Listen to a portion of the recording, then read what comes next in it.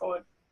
All right, hello everybody. This is the case study discussion for week 5, and I've got Lee and Claire Marie here, and I'm just going to run through the answers from the case study. Okay, so case study 8.1 is the one I set this time. So it's a little bit of a departure again from the global motors. So I was getting a bit tired of global motors, so I thought we might try and go something a little bit smaller scale. So this is about Kyle, who has the rock climbing business, and he is a little concerned because there's somebody opening up down the road who's going to have something that looks a bit better and flasher and cheaper than his. And so a mate of his says that he should do some marketing research or some market research to find out.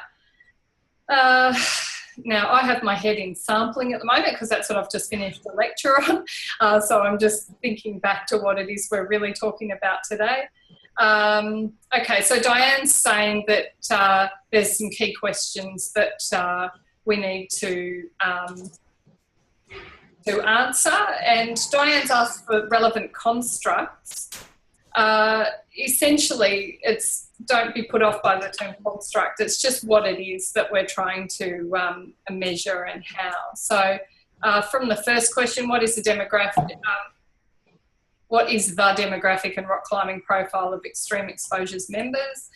Okay, so think about what can be measured. So again, we're going back into what can be measured. And so age, education, this is really a classic one. This is a nice, easy one to start with. Age, education, marital status, income, dwelling type, etc. Okay, so just all the normal stuff that we'd normally be thinking about when we're doing any survey, pretty much. Okay, so the next question, I can't keep talking backwards and forwards because it's going to annoy everybody.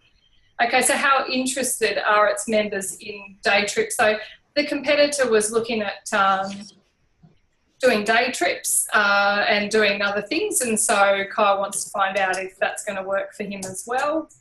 All right, so why have I got how satisfied are members? Oh, that's because I missed that one. Okay, all right. Thank you, sorry about that. Okay, so do you guys want to volunteer anything about how satisfied are members? What we might ask? I was just thinking about the variety of the rock climbing activities that are offered by Kyle. So we could say, how satisfied are you with the variety, or would you like to experience a wider variety? Yeah. And if we measure that like with an ordinal scale, you know, not very blah, blah, blah, blah, blah. Yep. That's right. So you could say that they're quite likely in the end, if everyone's saying 4 or 5, they're likely to go on I'm going on day trip one here, but yeah, I am satisfied with the variety. You can say that is, but if he's heard about this rock climbing place opening up, probably so are they. So that might inform them to be slightly less satisfied, which is also good for him to measure as well. And he can also probably think about, if I was doing this, I'd be measuring straight away how satisfied members are with what he has versus after the first week of the other one opening with all of their specials on and stuff. So then you can have a look and see whether they're as satisfied with the offering now they know there's something cheaper and better down the road. Okay, so yeah, we can use, as you mentioned, Lee, Likert scales, semantic differential, so that's the bipolar continuum. So, you know, one end very positive, one end very negative. Or, you know, I like it and I don't like it, or I think the variety is awesome, I think the variety needs work, whatever. Or that staple scale. So any of those scales that we talked about in the lecture would work fine. Okay, so how interested are members in value adds? Anyone want to volunteer? Go for it, Lee. Go on. Well, I think first off with those value adds, because he doesn't offer them at the moment, I think we need to establish if people do participate in them. And then perhaps we could ask, would you participate if they were on offer? Yep. And then we would get a gauge of the interest. Yep, so that's an intention thing, isn't it? Yeah. Yeah. And that's really important. It's also really important when you're thinking about intention to remember there's a lot of literature that suggests that intention might what people say they intend to do and what they will actually do are not always the same as well. So you have to allow for a certain amount of wishful thinking, I guess, as well. So yeah, of course I'd go on a rock climbing holiday to Canada, but hang on, I work every weekend and, you know, kids got sport or whatever. There you go. That's like you said, Lee, how likely would you be to do this? Would you be interested in other products? Yes, no. If so, how likely would you be to? So you could actually establish whether they are in fact even interested, or whether climbing is, you know, just the local climbing is enough for them. Yeah.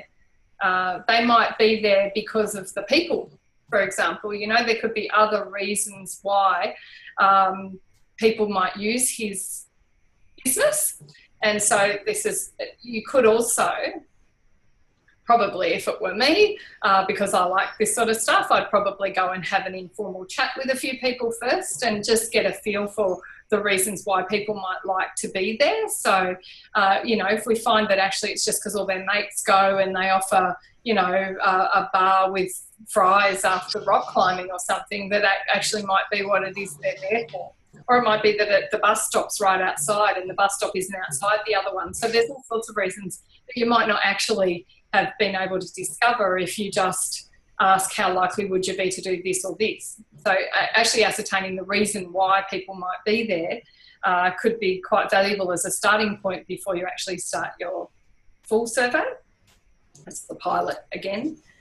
Okay, opinions of the membership fee. I can't remember exactly. I don't want to scale back to everything, so I'll just keep going. All right.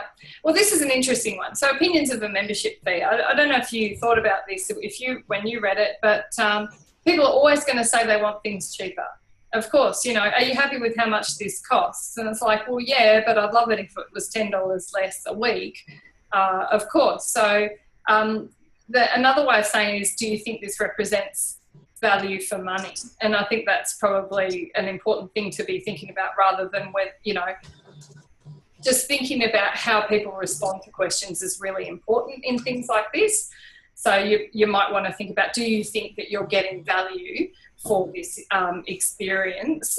Or if we were to add more value, how would you like that? Because they might want it to stay the same price, but offer more services within that price. Or it might just not be a price-sensitive market. Price might just be immaterial to his market. So there are other things to think about as well. Oh, that's interesting. I've gone right down the bottom there. Oh, yeah, up the top. My animation's all over the place. Good on me. Okay, so I'll just put it all up there then. Okay, would members consider leaving?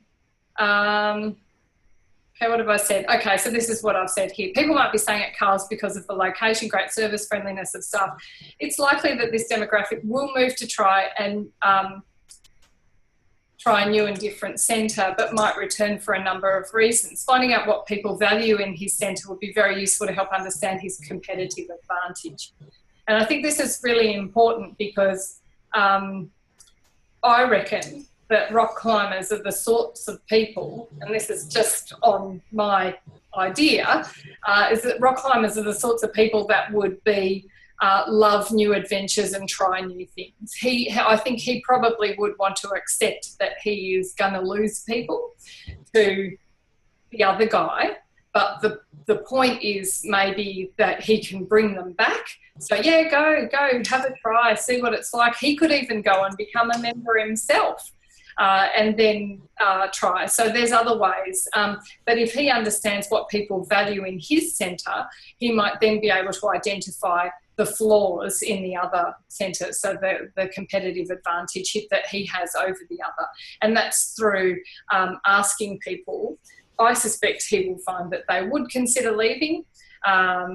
And on a price-sensitive basis, he needs to know if his market is price-sensitive. And one way of doing this might be to see how the price ranks among other factors mentioned above. So, you know, if you had a list of things that, you know, friendliness of staff, waiting times, because they might all go, you beauty, half of the people have gone down the road, I don't have to wait as long to get access to the wall that I want now. There might be actual benefits for him as well in other ways.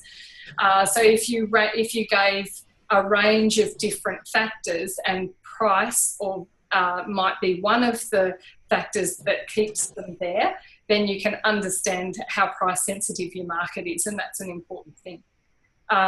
You could also ask, if we dropped our price to match a competitor, how likely would you be to stay as a member? The problem is that everyone's going to say, yeah, of course, because they're hoping that'll influence his decision to drop his price. So there's, you've got to really think about how you would answer a question, or how your friends would answer a question if they were presented with that too. So have you got any comments or questions about that? No? No? Okay. All right, I think that's, measuring, here we go, another little bit that I wrote in. Measuring intentions is difficult. You need to translate into a question like, would you be likely to try another rock climbing centre? That's what you were saying, Lee. So that's the same. Or what key features of this rock climbing centre do you value? Okay, that's it. That's the end of that little discussion. Now, have you got any other questions for me? Now, that's done. Did you have any questions, Claire Marie? I feel like I just commandeer these sessions sometimes. Okay. All right. Feel free. You're very welcome. If you've got something, or just send me an email. If you don't feel comfortable asking in this forum, I'm more than fine with you just sending an email, okay? Awesome. I did send you an email across the weekend just with regards to writing objectives for our assessment. Did I miss that? Sorry. No, that's okay, because you responded to a subsequent email that I'd sent, but that one there, I haven't got a reply back as yet. Okay. Basically, I said in the email that I'd already tried to ask you in one of these Zoom sessions, but I didn't have the specific bit of text that I was referencing from the textbook. So I put that in the email and everything like that, but I can resend it if that's easier. I'm just opening up my email. Oh, geez. I've just changed my... Oh, far out. I've just changed my password, and so everything comes up now. Yeah. I was just a bit concerned, like, I tried to keep my objectives concise and to the point, but I was a little concerned that maybe I didn't have enough in there.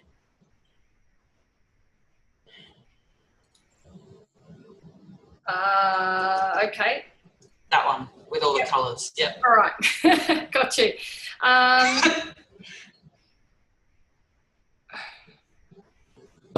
Okay, so the textbook advised detail and I advise simplicity. Is that the condition? Yeah, that's the crux of it. Yep. Okay. All right. That's actually really. Thank you very much for raising that, because I probably need to be a little clearer. I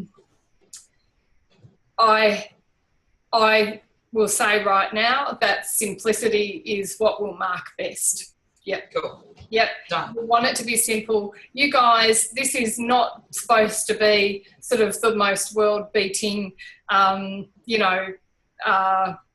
assessment ever. It's just a piece of assessment. I just want you to have simple, clear research objectives that you can show, that you can answer. As with every assessment that you ever do, simplicity and keeping just to the point is I'm cool with that. I don't need any more reasons. I'm happy with simple. Sure, okay. And I'll try and put that in just in case it confuses anyone else, I'll try and put that on the forum as well. So that's O's to forum. Yeah. All right.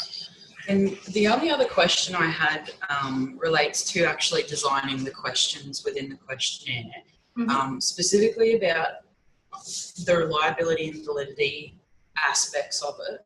Yeah. When you read through, basically, my understanding is to ensure that the questions are being reliably answered by the respondent, you kind of have to put in the same question but two different ways. So therefore you can check to make sure, they've answered the same question, the same.